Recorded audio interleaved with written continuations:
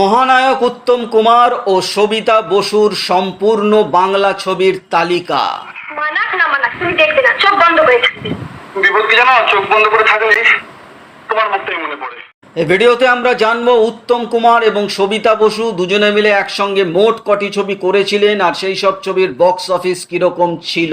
ভিডিওটি শুরু করার আগে যারা এখনো এই চ্যানেলটিকে সাবস্ক্রাইব করে রাখেননি সঙ্গে সঙ্গে এক্ষুনি করে নিন, কারণ এখানে যে ধরনের ইনফরমেশন পাবেন তা কিন্তু আর অন্য কোথাও পাবেন না। চলুন আমরা শুরু করি উত্তম সবিতা বসুর ছবির তালিকা নিয়ে এই ভিডিওটি। তুমি আমার মাকে আঘাত দিয়েছো। তোমাকে যে পেতাম না, তুমি যে উঠেছিলে তোমার সেই বন্ধু তোমার মায়ের পছন্দ করা। সবিতা বসু এবং সবিতা চ্যাটার্জি দুটো নামেই তিনি অভিনয় করতেন। প্রথমে তিনি ছিলেন সবিতা চট্টোপাধ্যায় যখন তিনি বিয়ে করেননি, বাবার দেওয়া পদবী। তারপর যখন তিনি বিয়ে করেন 1957 সালে তখন তিনি হয়ে যান সবিতা বসু। উত্তম কুমারের সঙ্গে সবিতা বসুর প্রথম ছবিটি ছিল সাঁঝের প্রদীপ। ছবিটি রিলিজ করে 1955 সালের 28 জানুয়ারি।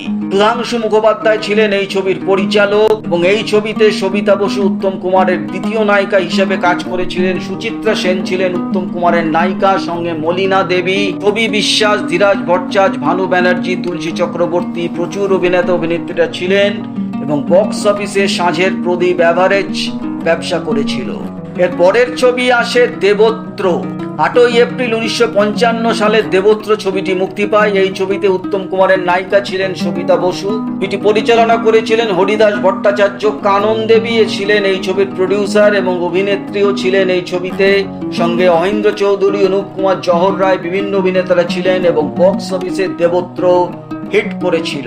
এর পরের ছবিটি আসে একটি রাত। 11 মে 1956 সালে ছবিটি মুক্তি পায়। এই ছবিতেও উত্তম কুমারের নায়িকা ছিলেন সবিতা বসু। চিত্ত বসু ছিলেন এই ছবির পরিচালক। সঙ্গে অবশ্যই সুচিত্রা সেন ছিলেন, কমল মিত্র, পাহাড়ি সান্যাল, ভানু বন্দ্যোপাধ্যায়, জহর রায়, মলিনা দেবী। এই ছবিতেও প্রচুর অভিনেতা অভিনেত্রীরা ছিল, কিন্তু বক্স অফিসে একটি রাত চলেনি, ফ্লপ করেছিল।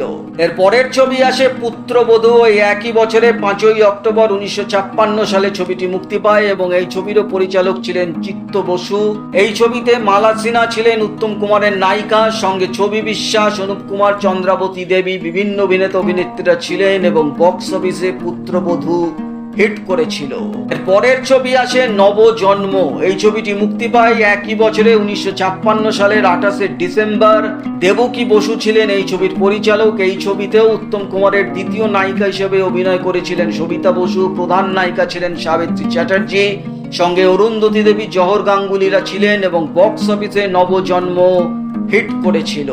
এর পরের ছবি যাত্রা হলো শুরু। 1957 সালের 15 এপ্রিল ছবিটি মুক্তি পায়। এই ছবিতে উত্তম কুমারের নায়িকা ছিলেন সবিতা বসু।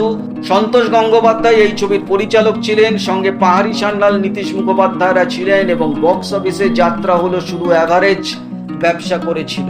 পরের ছবি আসে তাসের ঘর। 14 জুন 1957 সালে এই ছবিটি মুক্তি পায়। মঙ্গল চক্রবর্তী ছিলেন এই ছবির পরিচালক। এই ছবির নায়িকা ছিলেন সাবিত্রী চ্যাটার্জি, সঙ্গে তরুণ কুমার, জহর গাঙ্গুলি, চন্দ্রাবতীরা ছিলেন এবং বক্স অফিসে তাসের ঘর হিট করেছিল। এর পরের ছবি আসে পুনর্মিলন। 2 আগস্ট 1957 সালে ছবিটি মুক্তি পায়। এই ছবিতে সবিতা বসু উত্তম কুমারের নায়িকা ছিলেন না, মঞ্জু দে ছিলেন উত্তম কুমারের নায়িকা। মানু সেন এই ছবিটি পরিচালনা করেছিলেন, সঙ্গে সাবিত্রী চ্যাটার্জি, অনিল চ্যাটার্জি, অনুপ কুমার, তরুণ কুমার প্রচুর অভিনেতা অভিনেত্রীরা ছিলেন এবং বক্স অফিসে পুনর্মিলন অ্যাভারেজ ব্যবসা দিয়েছিল। এরপর প্রায় 6 বছরের ব্যবধানের পর উত্তম কুমার সবিতা বসুকে আবার একটি ছবিতে দেখতে পাওয়া যায়, ভ্রান্তি বিলাস।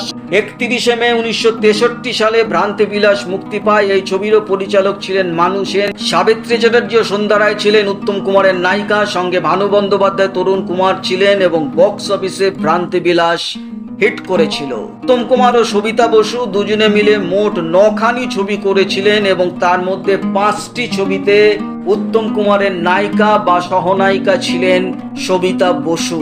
এরপর উত্তম কুমার ও সবিতা বসুকে আর কোনো ছবিতে একসঙ্গে অভিনয় করতে দেখা যায়নি, তবে সবিতা বসু এরপরও আরো কিছু ছবিতে অভিনয় করেছিলেন এবং 2019 সালের 4 জুলাই সবিতা বসু এই পৃথিবী ছেড়ে চলে যান। এই ছিল উত্তম কুমার এবং সবিতা বসুর উপর একটি ভিডিও। আশা করি ভিডিওটা আপনাদের ভালো লেগেছে। ভালো লাগলে একটা লাইক অবশ্যই করে দেবেন। চ্যানেলটিকে সাবস্ক্রাইব করতে একদম ছাড়বেন না, কারণ এখানে যে ধরনের ইনফরমেশন পাবেন তা কিন্তু আর অন্য কোথাও পাবেন না। তো দেখা হচ্ছে পরের ভিডিওতে, নতুন কোনো ভিডিও নিয়ে আবার আপনাদের সামনে হাজির হয়ে যাব। ততক্ষণে আপনারা সবাই ভালো থাকুন, সুস্থ থাকুন। নমস্কার।